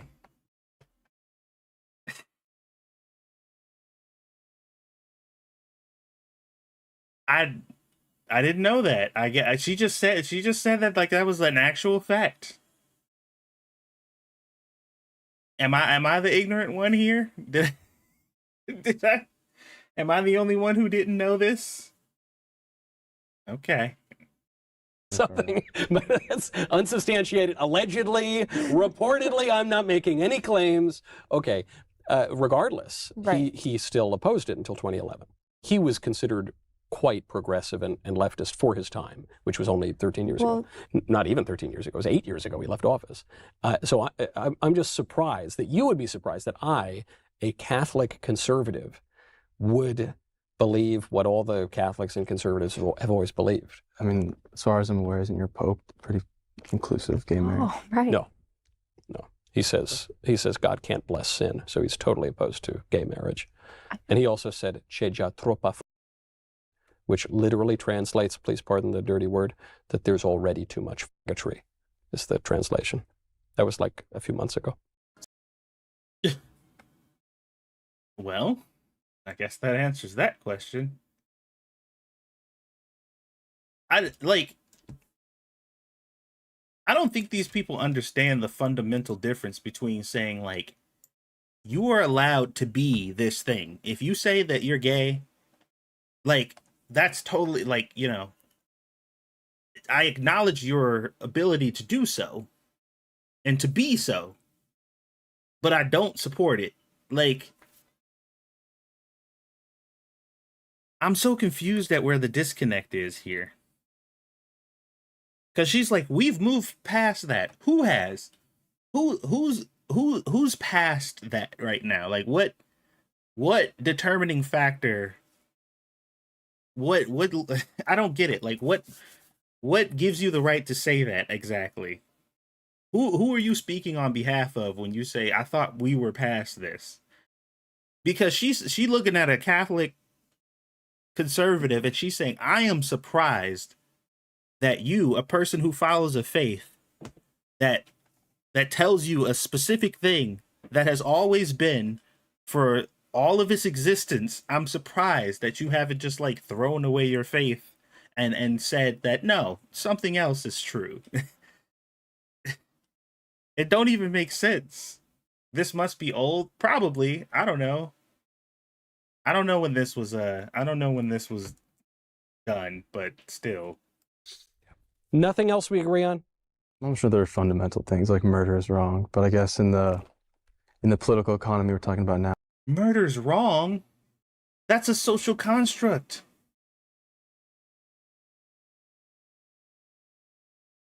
That's a social construct, sir. Why didn't he challenge him on that? Is he going to challenge him on that? No, I doubt. That's good though, because if murder's wrong, then that means murder's wrong because I think so. Murder's wrong because, just in case you guys didn't know, I don't know what your thoughts are on murder, but murder is wrong universally across the globe because this guy thinks so. That guy. This guy over here. So say thank you, because murder is only wrong because this guy said so. That's it. If he dies, we're fucked.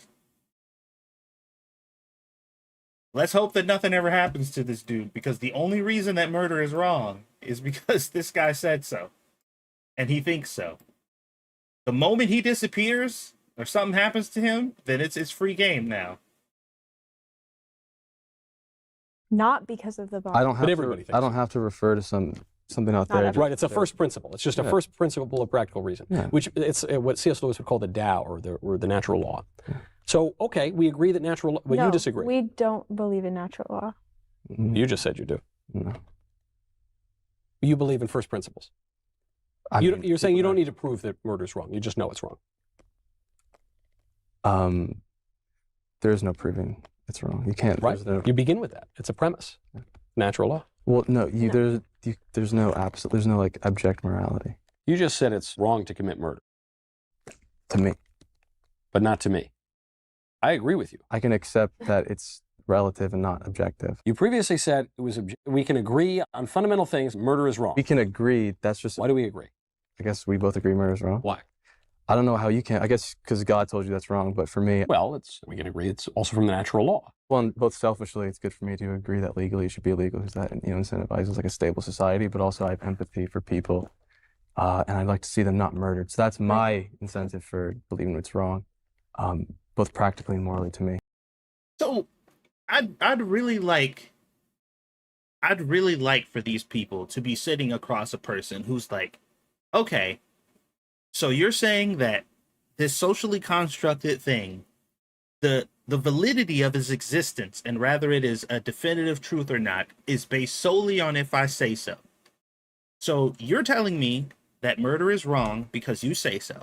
And I'm telling you that murder is fine and it's completely acceptable because I say so. So I'm going to kill you right now. And it won't be wrong. Like, it won't be an issue. She's not going to call the police. There's no problems. Nothing's going to happen because my truth says that it's correct. And you're not going to stop me. You won't even object to it because I am telling you what is currently my objective truth. So please, hold still. Just don't move. Because I'm about to do this. Like, obviously, their argument would completely crumble at that point. And they'd be like, no, you can't do that. That's wrong. Wait, how do you get to determine that? Oh boy, I don't like it's crazy. It is crazy that these people exist, man. And they can survive on their own, autonomously.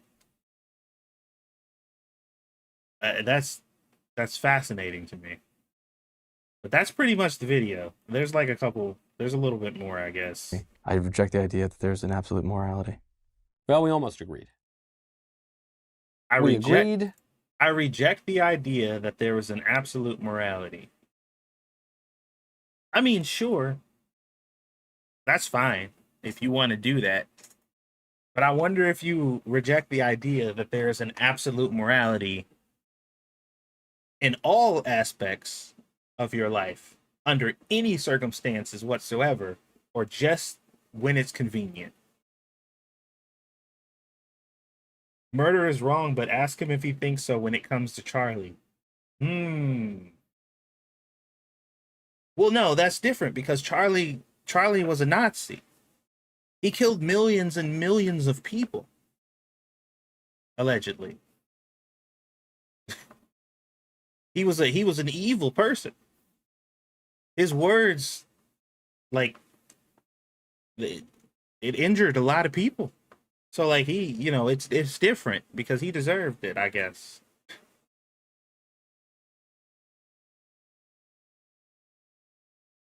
Morality isn't objective, it's important but not objective. Yeah, like literally speaking, he's not incorrect. But the problem is he doesn't actually believe that.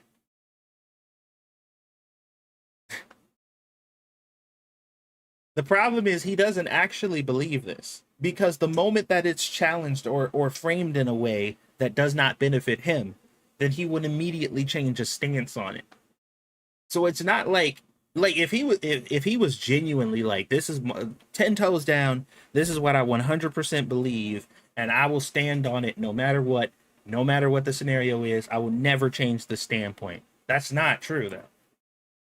Like literally, you ask him the right question, he'll change his viewpoint of that, and like it'll be like he never made it.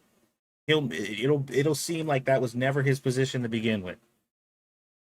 Because like I said, they're literally just tape recorders who have a bunch of stuff stored, and their brain power only goes to the extent to be able to pick the right line to say in response to what somebody else said.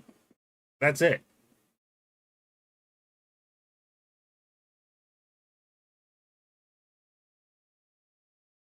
Oh boy. I don't get it, man. I genuinely don't get it. But I guess I'm not supposed to. So that was the first video that I wanted to talk about. Oh boy. Let's move on to the next one, shall we? What was the other video that I was looking at? That was a doozy. That was something else. I'll tell you what. All right. Here we go. This is the video I was looking at. Hopefully we don't get 1,000 ads. But it'd be like that, man.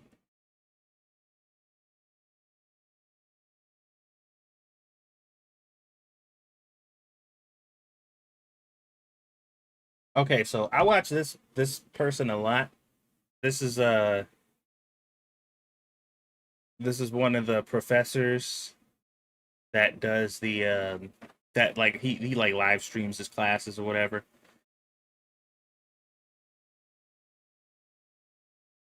So here we have Democrats think that 45.5% of Republicans support partisan murder, and Republicans think that 42% of Democrats support partisan murder, which is crazy because pretty much there's only one side of people right now who are outwardly not like, so here's the difference.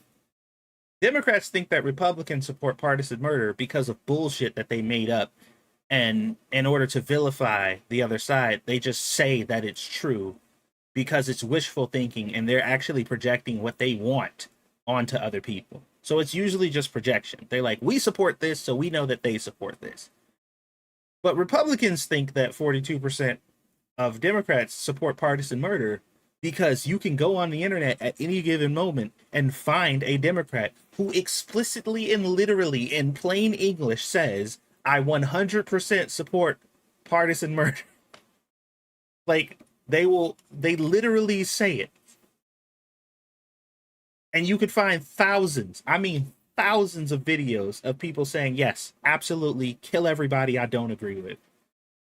So it's like, I feel like there's like a fundamental difference, because a Democrat can point to a Republican and say, I have never heard this person say, I have never heard this person, allude to, I've never seen them behave in a manner to suggest, I've never seen them say something that may lead to them thinking this. I don't know anything about this person or what they believe or how they believe. I've never heard their political views or anything, but I am telling you without a shadow of a doubt, that person is a Nazi, and if they had the chance, they would kill me.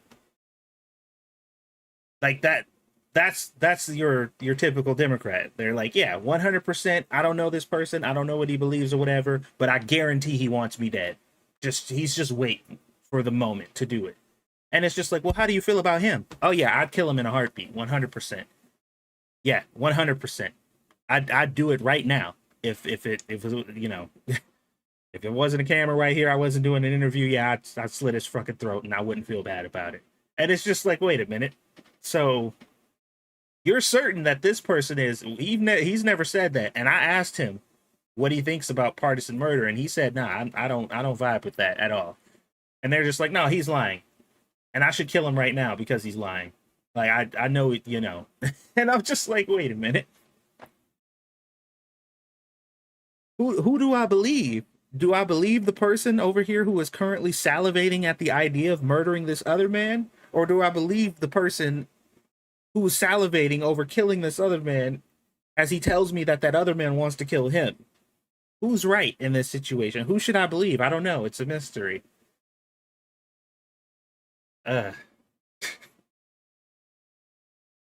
Oh boy. Okay. Let's get on to the video, shall we? Yeah. Do you really think that? You think that people might back off of that? I think it's ludicrous. But that's not to take away from the initial point that I made about the incredible sophisticated power. So what this professor is saying to me is that people are being manipulated to have certain talking points. Well, yeah, of course they are. Democrats here in the U.S. think that about 45% of Republicans support partisan murder. That's what Democrats think of Republicans. And Republicans think that 42% of Democrats support partisan murder. So Republicans have this idea that, yeah, Democrats are out there thinking, hey, it's okay to kill somebody. They're not thinking it, though. Like, information like this is misleading, because when a Republican says this about a Democrat, they're not saying this because they just think it. They're not just coming, they didn't just conjure this up in their brain. They literally saw clips of people saying, like, yes, I 100% support this. And they're like, oh my God, this is what they think. Like, I feel like there's a fundamental difference here. Because I can tell you that probably, and this is me just throwing this out here, I have no real evidence to back this up myself, but based off my anecdotal experience, I can probably say that the only Republicans or right-wing people that I've ever seen insinuate that somebody from the left wants them dead is because somebody from the left specifically said those words. And on the flip side, anytime I have ever heard a Democrat or a left-wing person tell you, you know, those people want us dead, they have never, ever once heard a single human being utter anything even remotely close to that before in their entire life. Like, they've never actually heard anybody say it. They just think it because they want to. Now, like I said, obviously, I can't prove that. But I'm just telling you what I've seen based off of my experience. Because even if I did pull up an entire 20-minute compilation of left-wing people saying, kill every right-wing person, and then I scoured the internet to try to find the equivalent for the right wing and couldn't find it because it doesn't exist, that's still considered anecdotal evidence, so it still wouldn't suffice anyway. So it kind of is what it is, I guess. Because of their connection to their political party. And that you could take it a step further, and that maybe that's a good thing if they're connected to a party that I don't like. Okay, so both sides are thinking that the other side thinks it's okay to kill people because of their beliefs and their connection to the party. Next slide. The Americans who support some type of partisan killing, who think that, yeah, under certain circumstances, it would be okay to kill someone, is 2%. I think this. I would like to know where they got that metric from. I can believe it. because generally speaking, I think that the radical side of both parties are relatively small. They just so happen to be relatively loud. So I would be curious to know what kind of polling they did to come to that conclusion.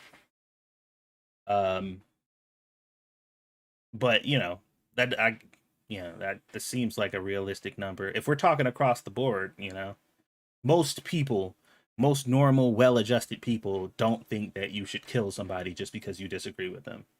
I feel like that's true. This topic is extremely important, and this video is about the professor going over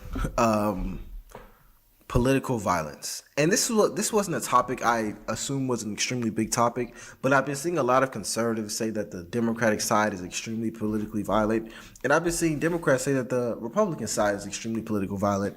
And which one is showing receipts? Which one is telling you and which one is showing you? Because that's a major distinction right there. Like I said before,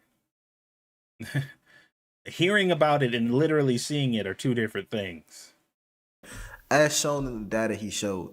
So I'm not going to waste any more time. Without further ado, let's get into this video. Comment down below if you think either side is politically violent. Let's get into it. How do you define luxury? I define luxury by skipping ads. Skip.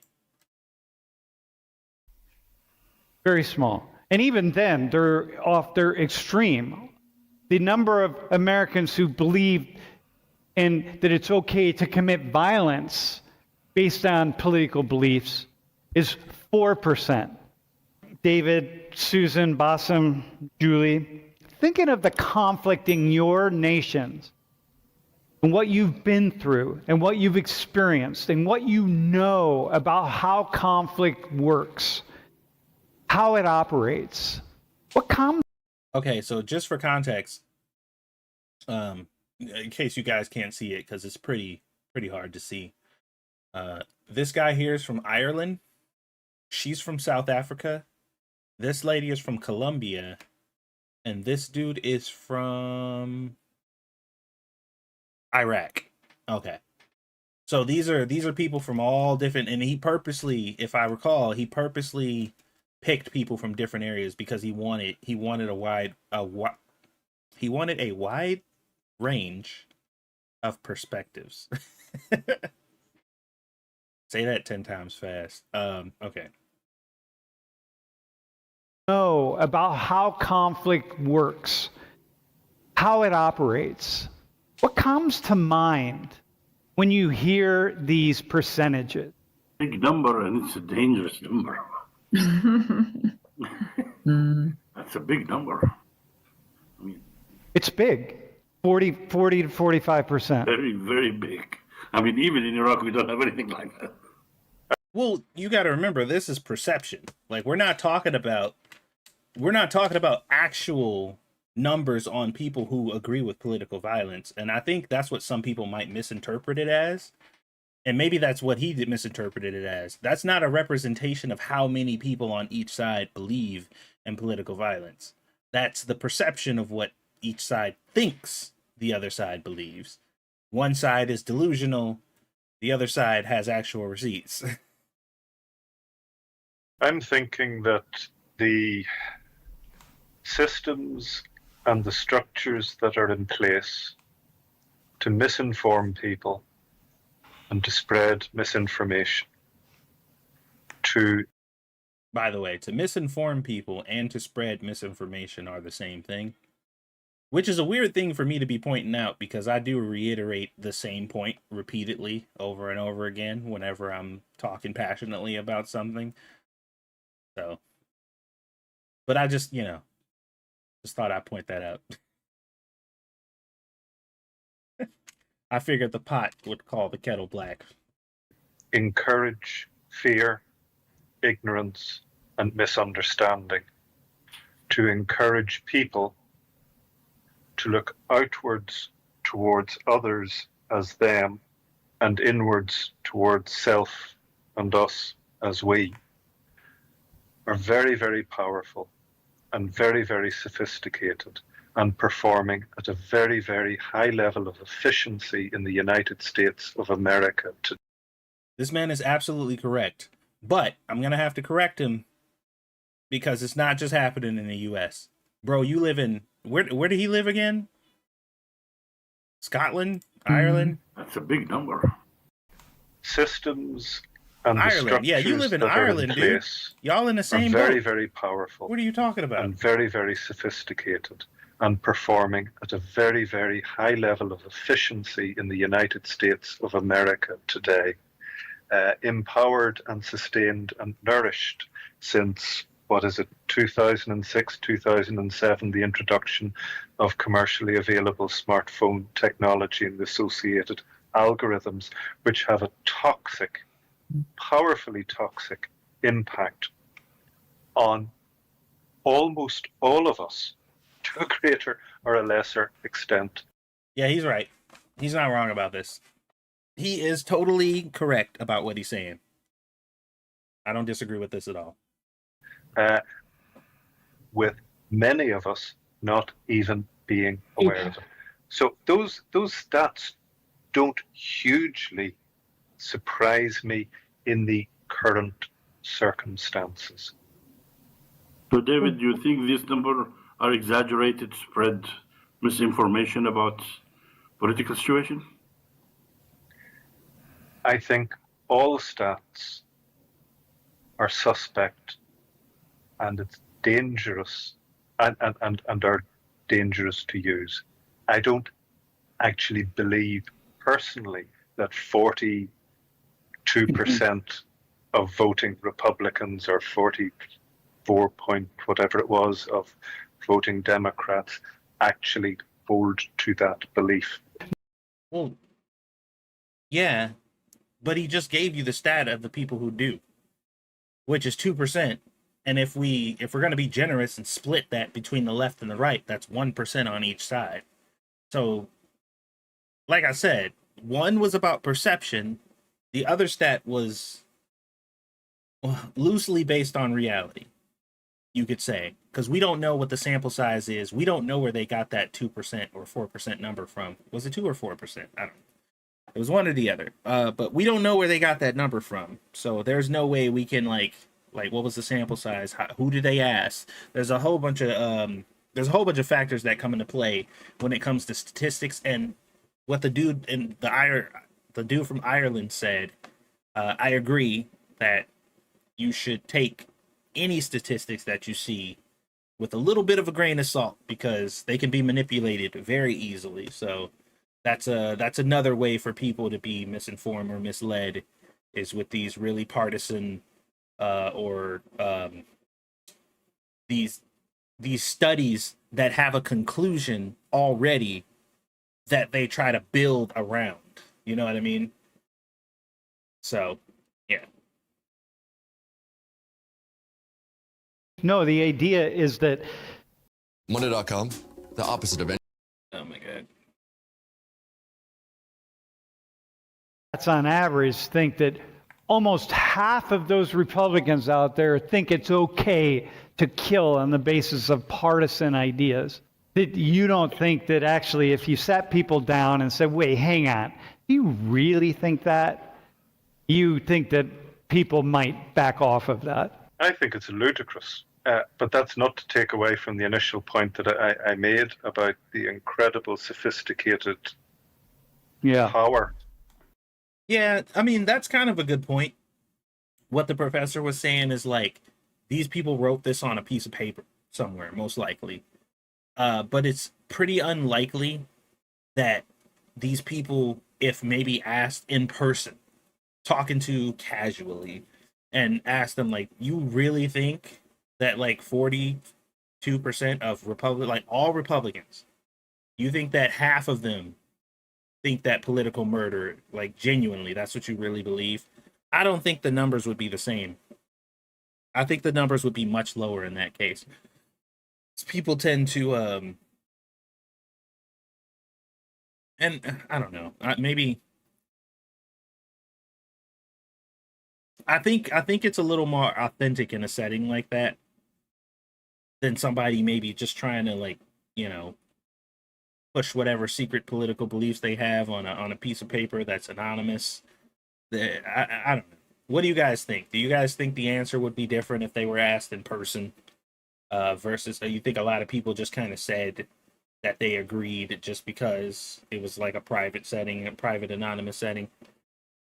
Because I generally tend to think that the numbers may be lower if it was like an in person thing. So that's just me though. That's at play.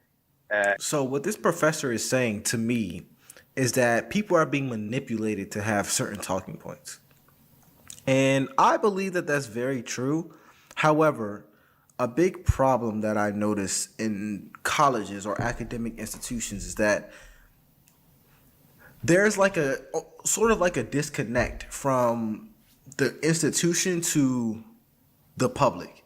And if your goal is to be a researcher and look at data all the time, you will get a statistical analysis of issues and of society.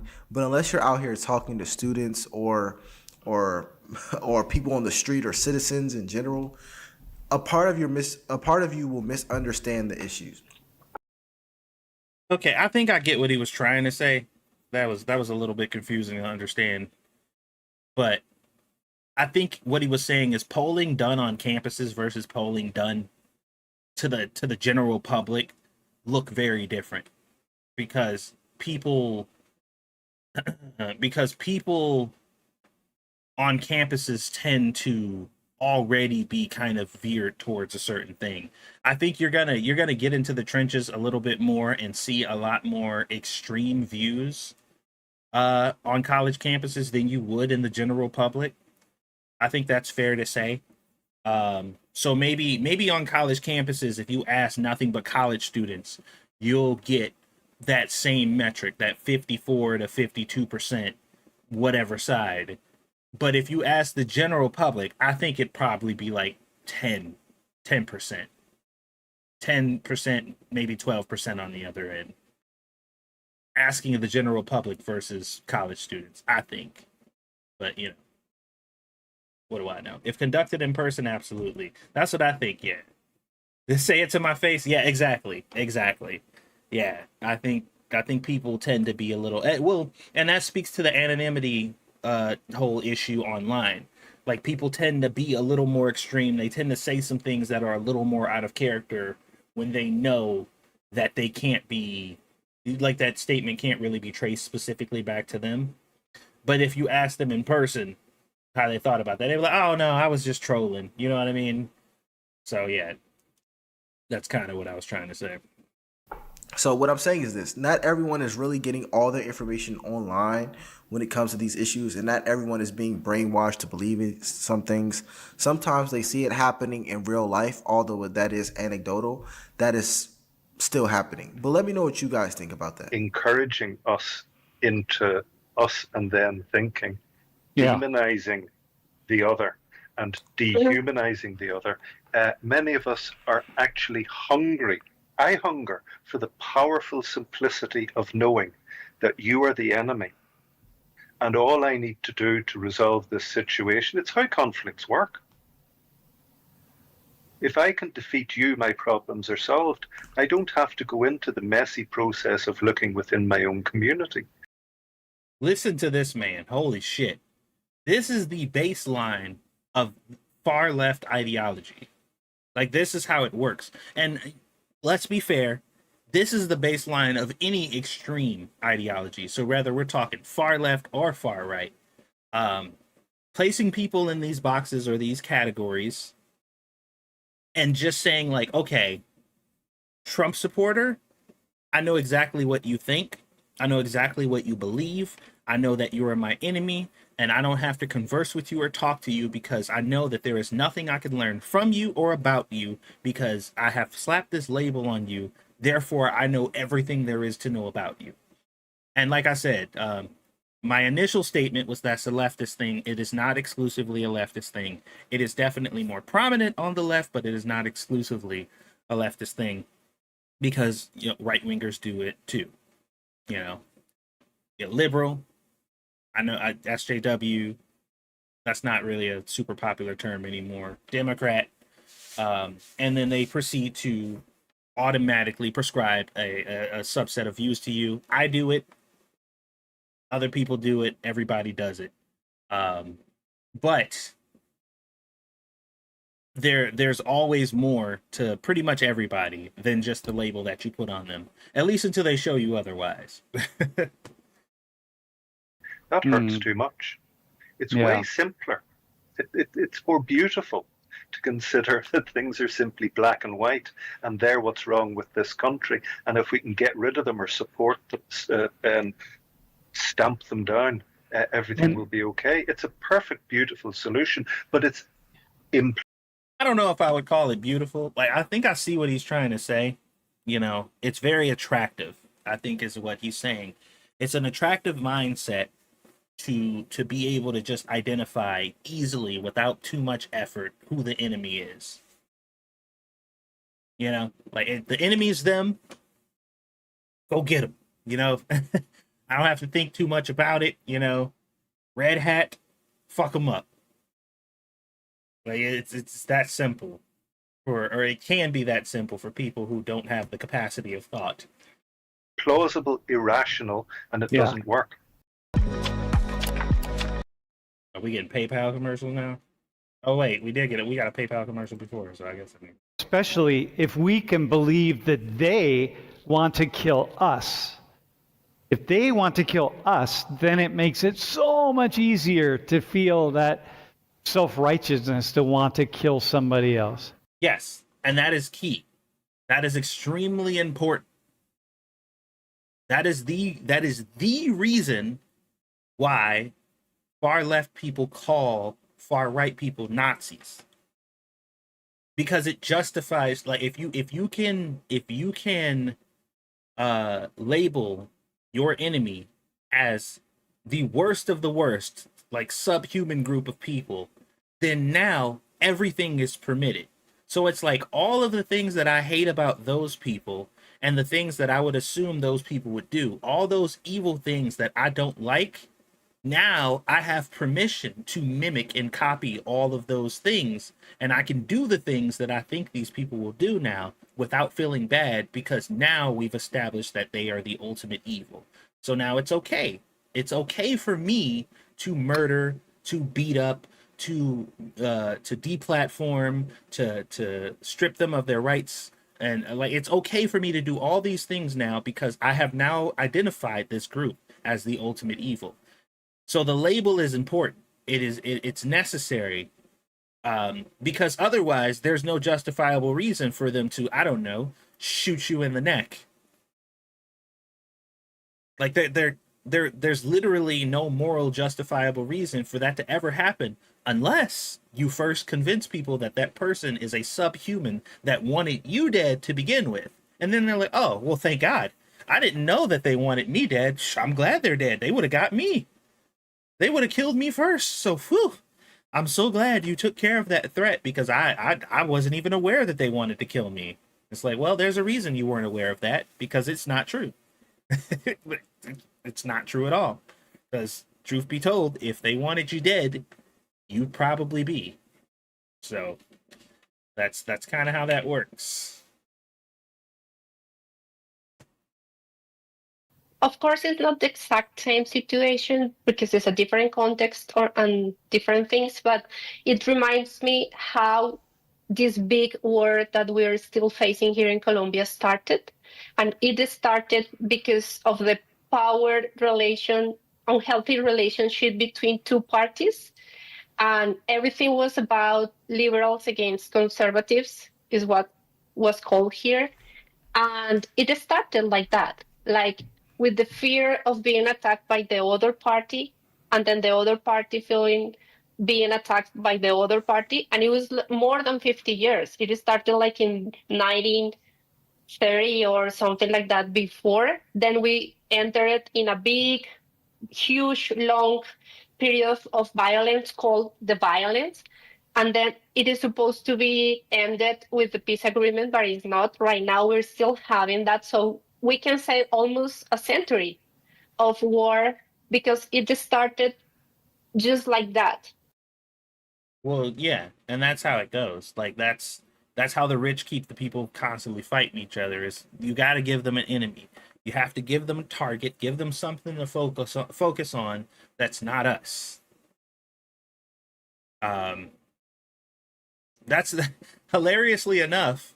If anybody's seen the South Park movie, which I'm pretty sure like everybody in this chat has, that's what the Save Blame Canada song was for. You guys remember the Blame Canada song? That was the basis of that song. Is we have to blame the problem on something else before they realize that we're the ones causing it. Like, find a scapegoat. And that's how they keep poor people constantly at each other's throat. It's not me that's ruining your life. It's not me that's the reason why your schools suck and your streets aren't fixed and there's crime in your neighborhood. It's somebody else. Keep voting for me because I'm the person who's supposed to fix it. But the reason that it's not fixed isn't my fault. It's somebody else's. So even though I've been in office for 10 straight years and I keep telling you that I want to fix it and then I'm gonna fix it and then my plan is to fix it, the fact that it never gets fixed for some reason has nothing to do with me. It's something completely separate. So keep voting for me, idiot. Because I'm eventually going to get it right. Eventually. We're going to make it happen at some point. You just got to make sure you keep voting for me so I can get it done eventually. And people are like, okay, sure thing. You got my back. And they're just like, yeah, sure do. Last month they wanted me to care about Katy Perry. I figure she walks. Oh my god. Dude. Every time they got a major distraction, you rest assured there's something much bigger going on that you ain't hearing about. Because liberals were fighting with conservatives, and then it just went off the hands. And look at this. So of course it's not the same thing that you're describing because it's different society, different times, but it started like that. I remember my grandpa from my dad's side telling me that my grandpa from my mom's side was a bad guy because he was conservative and our family was liberal. And it was inside my own family. Oh, so they do that over in Colombia too, huh? Yeah, don't fuck with Uncle Chuck, man. He voted for Trump. Can't trust him. He not invited to Thanksgiving no more. Both grandpas telling each other that they were bad, not bad people, but like, I don't like that. I don't like that. Just inside the family. So imagine if you repeat that in the different structures of a society, how is to live with that pressure like on your shoulders when you're growing up, like on different scenarios. Susan, how about you? Like when you hear those numbers and you think, how about you? What comes to mind? Well, setting aside how accurate those stats are and how they were gathered in the first place, I think what comes to mind for me is that take advantage of this unique. Oh my God.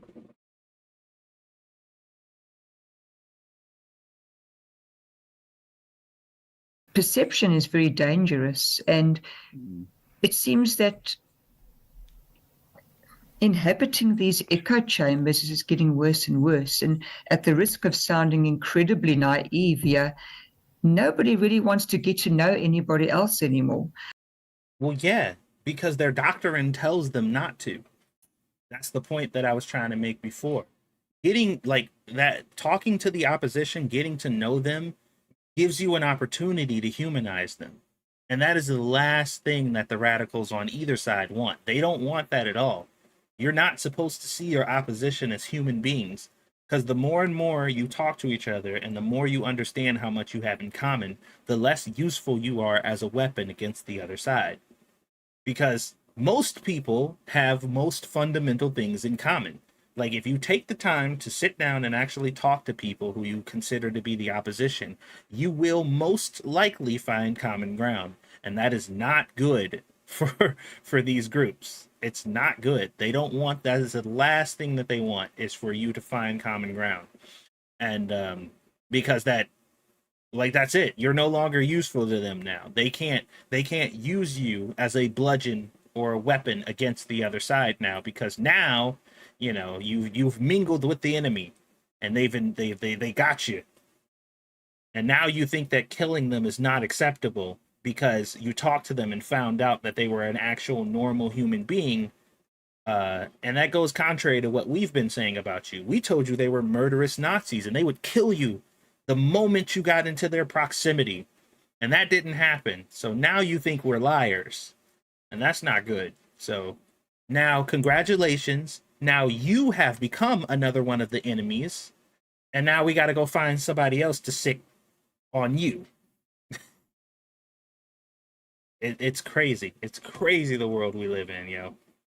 Too white to understand her privilege and therefore not allowed to have an opinion. I'm pretty sure you saw that clip. Valkyrie. Oh yeah. Yeah. Yeah, that whole thing is so stupid. In my own life, when I've perhaps challenged someone on their views, if they've challenged me, now and again we've actually been able to find some middle ground. Like, oh, okay, we've got some common ground here. We've got more in common than we actually know. But we've come to and they're making a lot of sense here. Yeah, that, like I said, most of the time, if you have two people with open minds and they decide to sit down, no matter how opposing their views are, they can probably find some commonality in their viewpoints. But that's why they don't want it to happen. That is exactly why deplatforming and calling people Nazis and all that stuff like that, that's why they do it, because they genuinely do not want you talking to other people. Which is why at every leftist rally, for some reason, they got all these people with the vest on who walk around and let you know who you are and aren't supposed to associate with. And if they see you talking to the opposition, they like walk up and casually stand in between you, or they'll like whisper to you like, hey, those are the enemy, don't talk to them, or stuff like that. Like that's an important foundation to their bullshit, because the the more people they keep in the echo chamber, the better. A lot of problems come from just downright ignorance. And I liked what this, I don't know her name, Yuli Prieto from Colombia said about the fact that people were being isolated in her family for being conservative when they had a liberal family, when more oftentimes than not, you have more in common than you would ever even know. But if you're just going off of the premise that, oh, you're I'm going to use colors, you're red and I'm blue, so you're evil, or you're blue and I'm red, so you're evil, you're going to end up making a lot of mistakes when it comes to interpreting people, because there are a lot of good people who are conservative and there are a lot of bad people who are conservative. Same way there are a lot of good people who are Democrat and there are a lot of bad people who are Democrat. We have that's basic, of course. Good things on both sides, but let's get back into it. Strange state globally in this country where I live, where people don't even want to debate. They want to win an argument. There is no... Yeah. Yeah, they don't want to debate. They want to win an argument. That's another big one too. But to be honest, debates aren't necessarily for the two people in question to agree or disagree with each other. It's usually for the onlookers. Although, if you have two open-minded people, it is possible for one of them to change their minds. No conversation. It's just one-sided, and it becomes a free-for-all. Everybody's flinging mud and cancelling each other out. So that's what comes to mind when I see, those stats for Democrats and Republicans and what they're thinking about each other. I'm not saying that you don't get your radical people on the left and the radical people on the right, but I think for the most part, I just don't understand. This is actually why I'm here as well. Why this inability to just meet each other halfway and to figure this out? And I say that as a person in a violent country. It's not that I'm out of touch with reality, but I just can't believe how far we've moved away from having conversations. Nobody has them. People, in South Africa at institutional level, people feel gagged. They're not comfortable saying what they'd like to say. Well, you live in a place where what they say could actually get them killed. And, prior to about a month ago, we could kind of say that too. But unfortunately, we've kind of slipped into a situation where we're not so certain that that's gonna be a thing. Now, obviously, we don't have like a crazy epidemic of people just murdering anybody they disagree with. Like, there are high profile instances of these things happening, and political violence is on the rise. But we're talking fractions of fractions at this point. Like, when it comes to the overall general massive population of the United States of America, like, it's not even a drop in the bucket. Really, it's concerning, obviously, and it's a big thing because it's in the news. But even the people who are going around saying that they support political murder, they not murdering people. They just saying it, and obviously, like I said, that's still a concern. But the fact still remains that we have not gotten to that point to where people are literally just like, it's just a free for all outside, and like a genuine civil war. You know what I mean? So I don't ever want to give that impression, because we're clearly not there, and you'd know if we were. Believe me, you would absolutely know.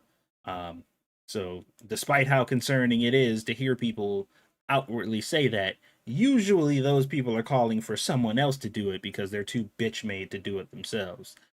They would never actually do it themselves, but they definitely call for somebody else to do it for them. For fear of reprisal. And that is so frustrating. I think people build and simmer and cook below the surface and then have massive outbursts. And it's because there's no pressure valve. You can't, just vent a little bit without people being triggered very, very quickly, and just labeling you, as having a certain mindset or ideology. So yeah, definitely. Man, it is nice to be able to hear these sentiments and stuff coming from all these different people who live in these different countries. It's easy to get kind of isolated in your situation, in your state, your city, your country, whatever, where you think like, man, it sure sucks that we're dealing with this and nobody else is. But believe me, a lot of other people dealing with this shit too. We just don't see it. But it is nice to hear that people are kind of getting fed up everywhere, because they're just tired of the same stuff happening, and these radical groups are becoming a little too active for my liking.